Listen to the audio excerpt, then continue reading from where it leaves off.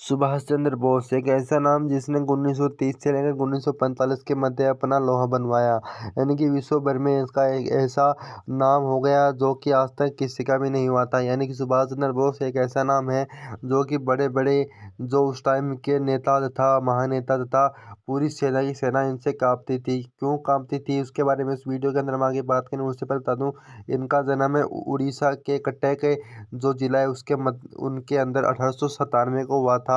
उनके पिताजी का नाम जानकी लाल था। ठीक है, उनकी माता का नाम गाइस जी प्रभावती था और इनके माता पिता के कुल 14 बच्चे थे और उनमें से 9 बच्चे ये थे। ठीक है, इनका जन्म 23 जनवरी को हुआ था और ये अपने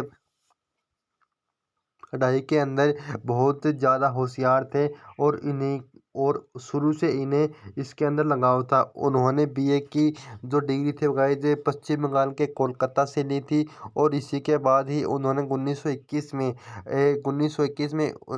इन्होंने गाइस स्वामी जी के जो लेक्चर सुने हुए तथा पढ़े, इसके कारण उन्होंने 1921 में अपनी जो नौकरी थी तथा अपने जो पद था उससे इस्तीफा दे दिया और ये देश के विकास में जुट गए। यानी कि इन्होंने देश को उन्नति में लाने का सोच लिया था। यानी कि जो अपने अंग्रेज थे उनसे पीछा कैसे छुड़ाए उन्होंने ऐसा सोच लिया था।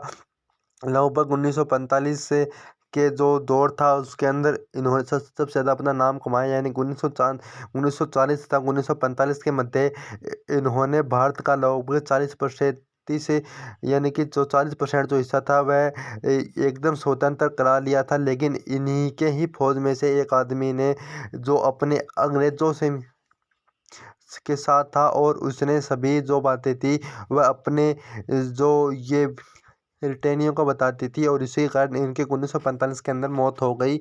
और इनकी मौत थी गाइस जो है विमान के दुर्घटना की वजह से हुई थी। ठीक है, ताइवान के अंदर उनकी मृत्यु हो गई थी 1945 को ही।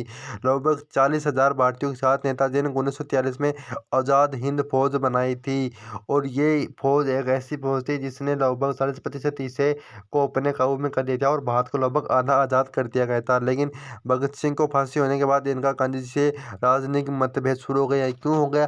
क्योंकि जो जो यानी कि जो एक स्वतंत्रता जो सेनानी था उसका नाम था भगत सिंह, उसको फांसी हुई थी 1931 को। ठीक है, वो 1931 को हुई थी, 1933 को हुई थी। लेकिन जो गांधी जी थे वह उसे बचा सकते थे। वह एक भगत सिंह ऐसा नाम है जिसे भी दुनिया कांपने लगी थी 1930 के दौर में।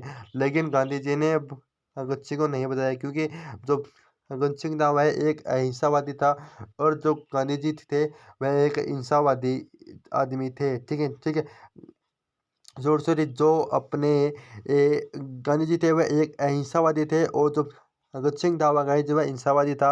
लेकिन इसी कारण जो गांधी जी ने जो भगत सिंह की जान को नहीं बताया और उसी की वजह से सुभाष चंद्र बोस ने उनसे अपनी माने कि पहले ये जॉइंट में थे लेकिन उसके बाद उन्होंने ये रिश्ता ख़त्म करने को कह दिया। क्योंकि आप जब हमारे देश के स्वतंत्रता सेनानियों को यूं ही अपने ख़त्म करवाते रहेंगे तो देश आज़ाद कैसे होगा। इसकी वजह से ये दोनों अलग अलग हो गए और उसी के बाद ही सुभाष चंद्र जी ने अपनी एक अलग आज़ाद हिंद फौज को बनाना शुरू किया और उसके बाद ही नेताजी भारतीय स्वतंत्रता संग्राम के वीर क्रांतिकारी नायकों में से एक थे। यानी कि एक उन्होंने 1943 के बाद उनका सिक्का इतना भारी हो गया कि इनसे बड़ी बड़ी सेना भी कांपने लगी थी। यानी कि जो अपने देश के ऊपर जो ब्रिटेनियों का जो राज था उनके बाद उनका राज खत्म होने की बातें होने लगी थी। यानी कि लगभग 40% हिस्से को अपने काबू में कर लिया लेकिन अब 60% हिस्सा बचा था। लेकिन इसी के बीच ही